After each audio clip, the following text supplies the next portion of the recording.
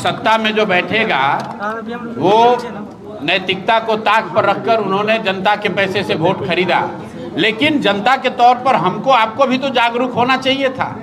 लोगों को ये समझ में आनी चाहिए थी बात कि जो पैसा बांटा जा रहा है वो पैसा किसी नेता का अपना व्यक्तिगत पैसा तो था नहीं। जब बिहार जैसे गरीब राज्य में आपका हमारा 30,000 करोड़ रुपया बांटा जाएगा सिर्फ वोट खरीदने के लिए, तो स्वाभाविक तौर पर खजाना खाली होगा। आज स्थिति क्या है, आधे से ज़्यादा कर्मचारियों को समय पर वेतन नहीं मिल पा रहा है, कोई विकास का काम नहीं हो रहा है, जितना ठेका पट्टी करने वाले लोग हैं उनका भुगतान नहीं हो रहा है। पिछले 3-4 महीने से सरकार ठप पड़ी हुई है और ये ऐसा इसलिए हुआ है क्योंकि जनता के पैसे का इस्तेमाल जो विकास के लिए होना चाहिए था उसका इस्तेमाल वोट खरीदने के लिए किया गया है। और कहीं ना कहीं उस कुचक्र में जनता फंस गई है। जनता ने देखा नहीं, समझा नहीं, 10,000 रुपये के लालच में वोट दे दिया। तो लेकिन अगर आपने 10,000 में अपना वोट बेचा है तो ये आज बिहार की जनता को समझने की बात है कि 10,000 में आपके बच्चे के अच्छे पढ़ाई की संभावना बिक गई।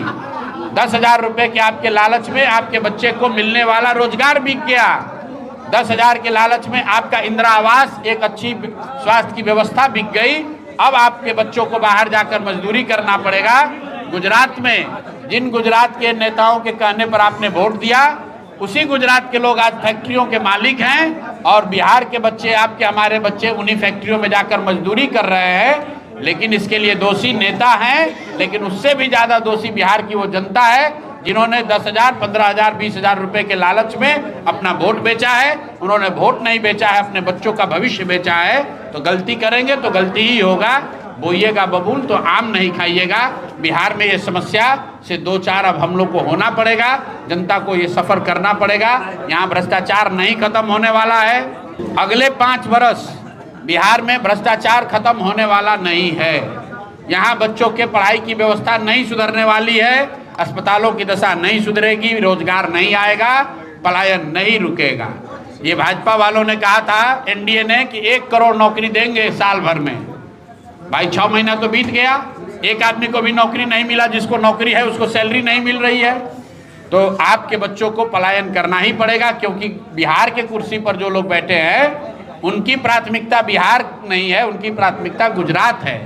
अब इसको अमित शाह चला रहे हैं। तो अमित शाह क्या चाहेंगे कि 10, 12, 15 हज़ार में बिहार के लाखों बच्चे उपलब्ध रहें कि जाकर वो गुजरात में नौकरी करें, मजदूरी करें, तभी तो गुजरात के बिजनेसमैन, उद्योगपतियों को फायदा होगा।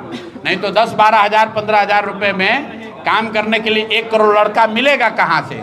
तो बिहार मजदूरों की फैक्ट्री बनी रहे और बाकी चीज़ की फैक्ट्री गुजरात, महाराष्ट्र, तमिलनाडु में लगे, वो अब हम लोग को सामने दिन देखना पड़ेगा। बिहार के मुख्यमंत्री की प्राथमिकता बिहार से पहले गुजरात है। गुजरात और गुजरातियों का भला है, उसके बाद बिहारियों की चिंता करेंगे। ये चीज़ आपको आगे के सरकार के नीतियों में, कार्यक्रमों में, उनके प्रयास में